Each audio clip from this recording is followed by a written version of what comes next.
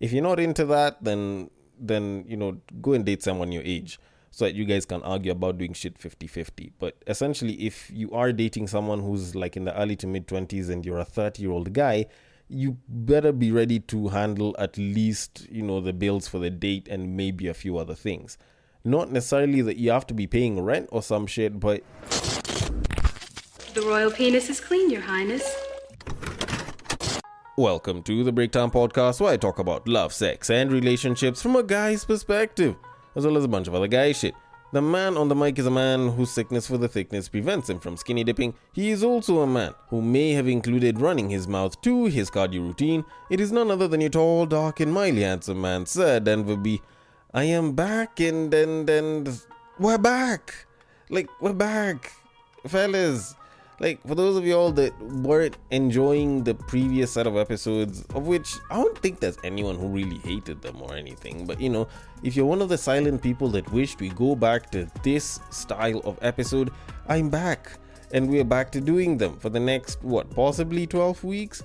But all in all, thank you so much for listening. For those of y'all that have been listening and giving feedback on the previous episodes, I absolutely appreciate each and every one of you. And for those of y'all that started listening during that time, I appreciate you guys as well.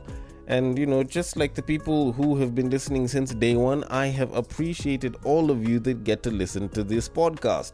And there is quite a bit to talk about. There is so much that happened that I wish that I could just go back to doing the regular episodes, because these small segments allow me to talk about a bunch of different things that happen in the world on a daily that I just don't get to talk about whenever I'm doing my typical episodes, which I'm not gonna lie, whenever you're doing the shortened bits, the minimized episodes, it kind of just steals something from it, But so far so good. A bunch of things have happened. Let's see, a new Final Destination movie has come out. The chess grandmaster Magnus Carlsen basically went up against 10,000 people and basically got to a point where he had to concede defeat, where he didn't exactly lose, he got a draw. That shit is absolutely mad. But the most interesting, most probably prolific case in the hip-hop world has been taking place, and it's been unraveling some very interesting things.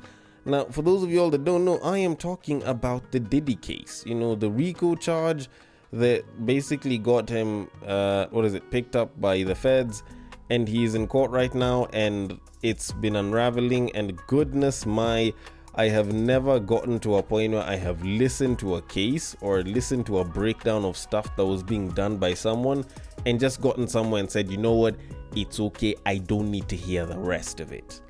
Because that's exactly what's been happening. People have been giving reports based on them following the case, and they've been talking about the stuff that the witnesses talk about whenever it came to the stuff that Combs would make them do and the stuff that they would do for Combs, or in the presence of Sean Combs, aka Diddy.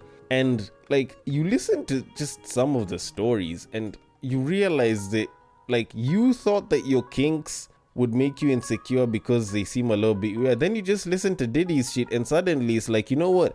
It's not all that bad. It's actually not all that bad at all. Dude was busy getting, male sex workers to sleep with his wife and then, spread out their nut on his chest and shit. That, I don't know.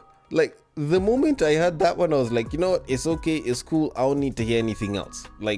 Just give me the general specifics. You don't need to go into detail of what exactly was being done. But the interesting part about this case isn't just the charges. So to kind of give a bit of an overview, the guy is being indicted on a RICO.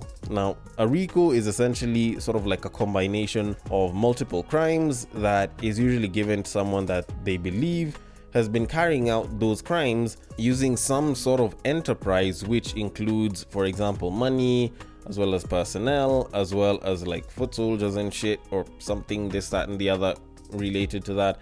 And essentially, you need a couple of crimes for it to be a RICO.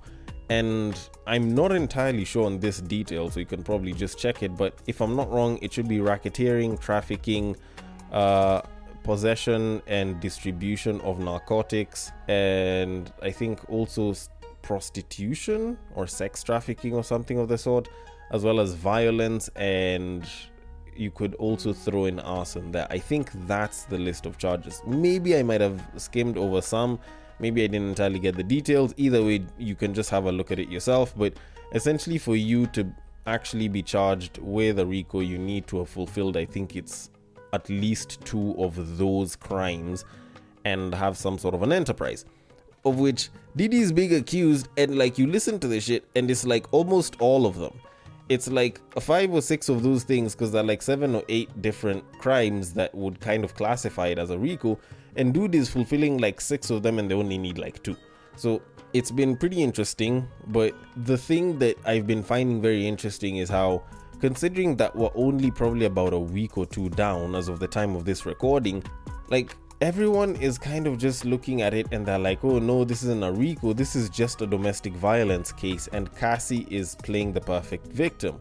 Now Cassie is his ex-girlfriend that he was with for, I think it was almost like 10 years or some shit, and this woman went through abuse. Like, she went through proper domestic abuse from this man. And while she has been on the stand, she was, I think, if I'm not wrong, probably the first, if not one of the first people that was put on the stand. Like, there's a lot that she kind of gave as far as information goes. And while she was talking about it, what a lot of people were trying to bring up was the fact that she was a quote-unquote willing participant to a lot of these things. And they were busy talking about how she would be given the money that would be used to pay for the hookers, but she was essentially like paying them, you know, herself. She was the one that was giving the money to these male sex workers. She was the one that was paying for the drugs. And essentially the problem isn't Combs or Diddy, it's her. And you know, she would also, as she was saying on the stand, willingly do some of these sex acts.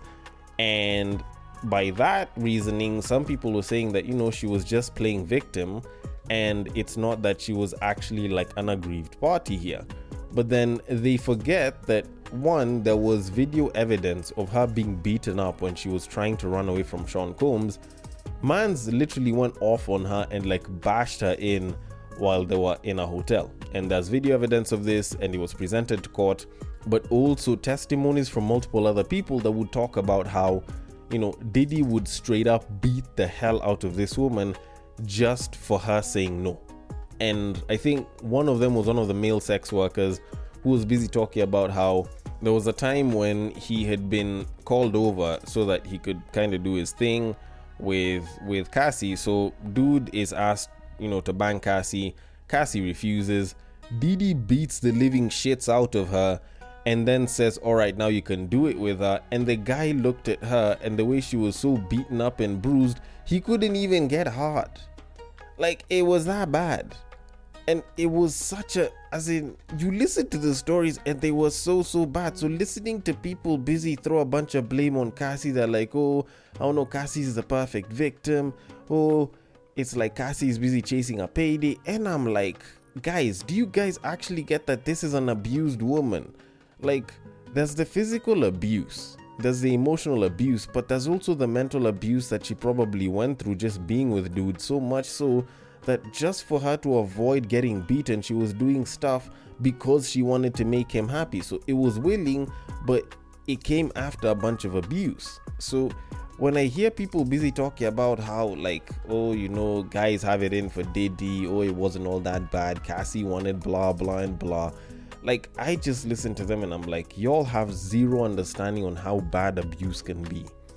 And this is probably the classic case of people talking about victim blaming. And the saddest part is, I'm the guy that usually speaks up for guys, but I have to be the guy that says that I found it very disgusting that there were guys, like full-on men, that were actually defending what was being spoken about. So I'm like, either you guys enjoy this shit or you guys are just sympathizing with the wrong person, but either way, y'all are just wrong in this. But you know what? Then again, this is something that's happening in the States, and there's other shit that I have to talk about, and it's still unfolding. This is something that's going to take a bunch of weeks. So we'll see how the stories unfold and how things go down. But all in all, I am going to leave it at that and move it on to our main topic of this episode. Now, over the past couple of years, people have been bringing up the whole story about age in different forums and amongst different people. And sometimes, like, you think about how back in the day people used to talk about, oh, age is nothing but a number. But nowadays, people are paying a little bit more attention to age whenever it comes to dating people than ever. So, considering that there is one group of people that's a little bit more liberal and they think that age is nothing but a number, while there's other groups of people that are trying to benefit from those that are older than them, while there's other people that believe that, you should go and date a babe from as young as possible, so even 18, 19 going up there, but mostly early 20s. I figured I might as well look into this issue. But before I could even do that, I stumbled across this particularly interesting video from a lady known as Miss Kahiro, who is a presenter but also on social media with a pretty good following, where she spoke about a quote-unquote culture shock which came about whenever like people that are used to dating people older than them, which is like 30s plus and everything, and then they switch now to dating people that are younger than them, which is now more into the 20s. And she had some particularly interesting thoughts, which I will get into, but first I'm gonna let the clip play. So without further ado, can we talk about the culture shock of dating only oldies, and by oldies I mean people in their 30s, to now dating people in their 20s? What do you mean you're expressing your feelings to me easily? Okay, I like that, I suppose, because the oldies could never. Damn. Okay. The oldies could never, like talking about feelings and shit. It seems like it's more from a women's point of view, and I will get to why in a bit. But the interesting part about it is I have been someone that has gone through this entire sort of, okay, I'm not going to say transition, but I have kind of noticed the differences in how different ages will date. From those that are, a little bit more into their 30s, as well as people who are in their 20s. I have kind of had that experience, so I can kind of get where she's coming from. Although, before I can say anything regarding all of this, I first want to give a disclaimer. Because if I don't know if someone might end up catching a feeling for all the wrong reasons. So, if you are someone who has been in some sort of a situationship or possible relationship with me, I am not speaking about you. This is nothing to do with my personal experiences. This is everything to do with other people's experiences as they've told me and as I've noticed out here in these streets. So if you were previously involved in me, just chill. This has nothing to do with you. All right? Just wanted to give that disclaimer there so that at least when I can speak, I will speak freely, and it's not me trying to avoid saying certain things because I don't want it to seem as though I'm referring to anyone. And with that said, I guess when it comes to dating, most people have kind of expected the typical idea of dating is going to be older guy, younger woman, and that's what's considered to be the status quo. But, more and more people are dating within that age group, which I think is good. Hell, it's probably great in my opinion. But there's also people that are choosing to date in, the opposite of what the status quo was. So you find older woman, younger man.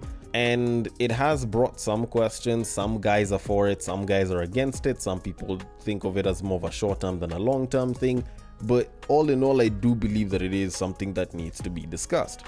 Now, when it comes to like the whole age difference thing, I'm going to start with the status quo, then go for the sort of older bit, but also kind of look at it from both gender sides. Just mostly so that I can kind of give some of those differences as I've noticed from the people who've attempted it and have, been kind enough to open up to me.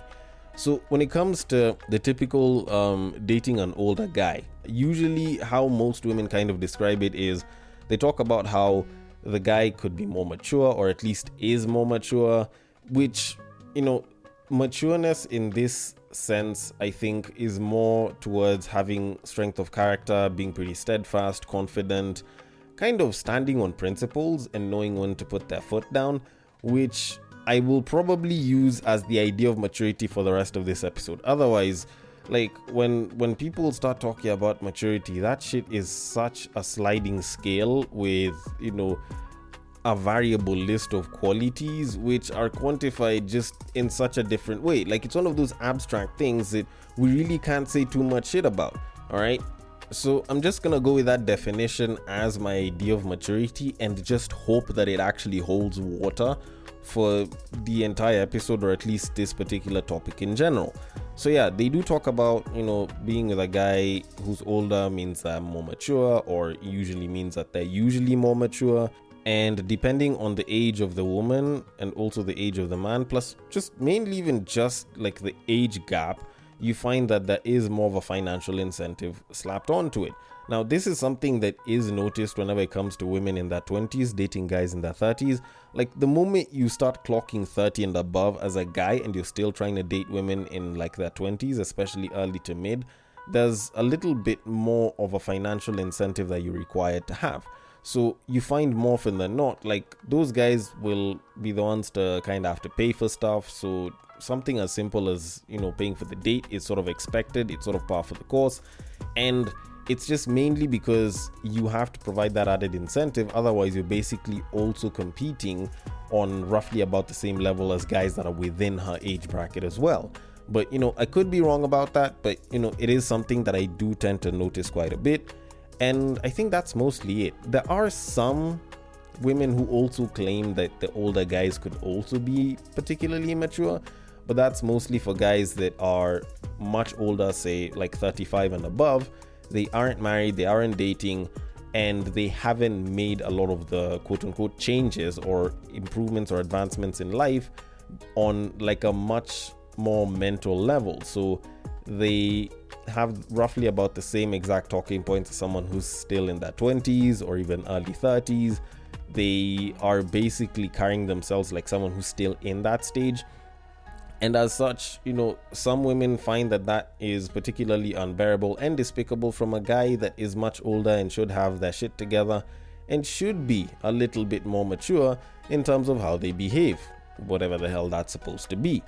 But then now there is the younger man. When women decide to date a younger dude, of which they do kind of expect them to be mature, and some of them do claim that they're seemingly mature, although I don't think that's entirely the case. I think it's just something that is more related to them being okay with or more open with speaking about their emotions, so they do tend to be more emotionally aware. I won't say emotionally mature, because emotional maturity is a little bit hard to gauge and it varies from person to person, but they do tend to be more emotionally aware. Now, this is something that most Gen Zs have picked up across the board. So you do find that, like Gen Z guys, just younger guys in general, even, like the final bits of the millennials, they tend to be more, attentive to women's feelings. They care a little bit more about their feelings. They care a little bit more about treating their partner in relation to those feelings. And they want to start having, like deeper, more emotional conversations with their partner. Which for some people, it could be a great thing, but especially when things get heated or whenever someone just wants to talk about their emotions, more so a man, a lot of older women might not perceive it in the best way. So they might look at the guy as possibly insecure or just soft. Actually, the term is soft. They look at them as soft. They don't look at them as quote-unquote hardened like older guys, which can be a turn-off for quite a number of older women. But, depending on the context, sometimes it'll be looked at as a turn-off. Other times it'll be looked at as like a great thing that you have an emotionally mature or an emotionally aware guy. But now we switch to my forte, which is guys, when it comes to guys and dating, because I'm a guy and I do not have vagina, so I cannot speak too well about women's experiences. But when it comes to guys, I would probably say that I can get how guys feel a lot better. So, of course, status quo is dating a younger woman. Now, I will say that most guys that have had experiences with both or just prefer dating younger women will usually talk about how they are softer, not soft in terms of like physical texture, but just softer in terms of how they're treated. This could be because they just recognize the older guy as a quote-unquote more mature man. So they'll just be softer towards the guy. They are seen as, more agreeable, especially as opposed to women that are much older. So women in their 30s and above, like they aren't seen as agreeable as the women that are in like the early to mid 20s. You could say late 20s as well, but usually that's when a lot of those changes come. But yeah, essentially they're just seen as more agreeable. But generally, most of those guys tend to talk about how much more impressionable those young women are. In that, there's actually a saying that guys used to have, and some guys still have it, where they talk about going for a younger woman so that they can quote unquote mold them into the perfect wife or into the wife that they'd want. There's a lot of guys who've said this. I know guys who are even in their 20s who still believe this and speak on this.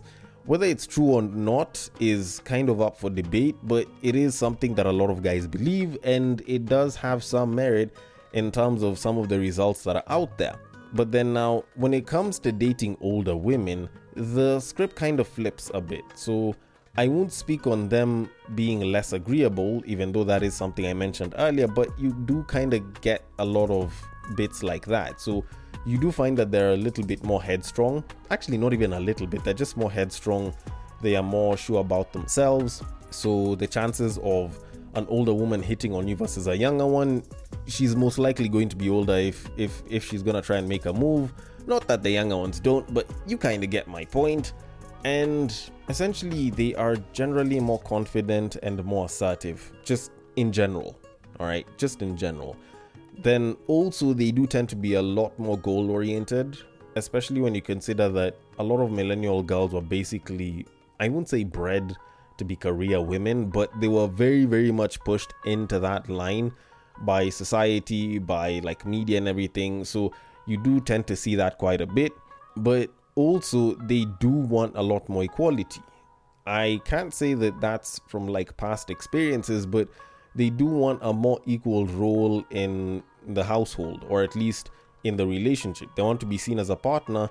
They do not want to be seen as like someone that's under the man. So submissiveness isn't something that, however it is you want to describe submissiveness, it's not something that you would expect too much of from an older woman. Not that they can't be submissive, but their version of submissiveness tends to allow for a lot more liberalism. And from what I've seen from the goal and career oriented women, isn't as complete or as total as some younger women or even some women from the past would probably expect it to be. So you do find that there's that wanting to be on the same level as your partner, which kind of does echo something that I did say sometime last year about, like the whole age difference thing. When you are dating an older woman, it's not like you're trying to dominate her. That's not something that you should be eyeing. And it's more of a partnership than, a man is going to be at the top and the woman kind of has to serve the man and listen to what he says, blah, blah, blah, and follow everything he says, blah, blah. Like, you kind of have to welcome the idea of, being on the same level and having to discuss things like you are discussing things with like a business partner of sorts. So yeah, I think all of those are probably proper differences that I would see. Now, of course, all of those can be pros and cons depending on how you look at it, but do I know of any proper cons when it comes to dating women, whether younger or older? At least from the people who've told me about, the experiences dating older women or younger women, what I can probably say is when it comes to dating younger women, of course, there was the issue of the financial incentive. If you're not into that, then go and date someone your age, so that you guys can argue about doing shit 50-50. But essentially, if you are dating someone who's like in the early to mid 20s and you're a 30-year-old guy, you better be ready to handle at least, the bills for the date and maybe a few other things. Not necessarily that you have to be paying rent or some shit, but you do have to contend with the idea that because you are older, you are expected to have more money, so you are expected to pay whenever you guys, like for example, go out and do stuff together. At least to a pretty good degree, or at least to some degree. Then, when it comes to dating older women, I think the bigger issue is respect.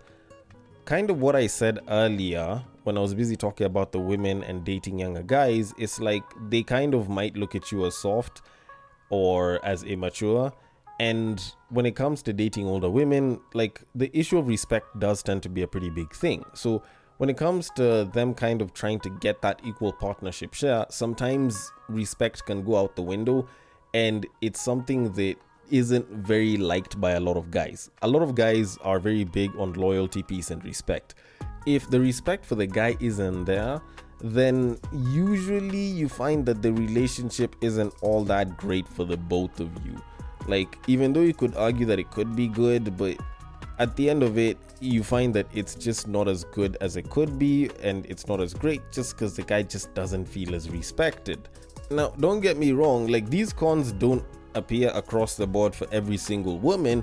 It's just something that you might notice with quite a number of them. So even like when it comes to the whole issue of respect, there are some women that are very, very submissive and will give you like all the respect in the world as a guy. But for you to expect that from every single woman that's older than you as well as younger is being a little unrealistic as far as expectations go, because like you could expect it, but you know, like age is a bit of a factor when it comes to some people and respecting others. So like a woman that probably know more than you, has probably accomplished more than you, suddenly respecting you like you are like the end all be all it's a little bit hard for some people to process, and it's not very common for a lot of women to do. But then again, I could be wrong, and it doesn't apply to every single woman. Like, that's something that I've been trying to say this entire time. It doesn't apply to every single woman, just the same way on the guy's side and how guys would behave, whether they're older or younger dating you. It doesn't exactly apply to every single guy. But all in all, like, does dating between the ages actually matter all that much? You know, should you date younger or older? Personally, I think it's entirely up to you. I don't think that anyone can really say for a fact that, oh, you know, if you date younger by this much or older by this much, you'll be happy. But sometimes it's good to at least know what it is that you want, what it is that you can stand, and some of the things that you can expect from people, whether you're dating older or younger than you are. And to kind of conclude all of this, dating at any age is going to have its pros and cons. Like, that's a fact. That is something you can't run away from. But in as much as people like to talk about age is nothing but a number, we tend to forget that age in and of itself is a marker for a lot of things, for a lot of people to kind of make certain changes in their lives and do certain things. So you can date who you want regardless of age, but you kind of have to be aware that it won't be the same for everyone. And just the same way I said with the ages, you know, like the ages can be something that will determine how you'll be treated by one partner versus the other. And sometimes it can be a particularly big difference, like Miska Hero was busy talking about. Although, then again, I could be wrong about this, just the same way I could be wrong about so many other things. So I want your thoughts on this. The DMs are open on IG. It is at the Breaktime _podcast. On Facebook, it is at the Breaktime Podcast. On X, it is at Bagaka the D. And on Bluesky, it is at the breaktimepod.bsky.social. Thank you so much for listening all the way till the end, and I will catch you guys on the next break. But what I believe is that if you put a pastor and a prostitute in one room, one is likely to convert the other.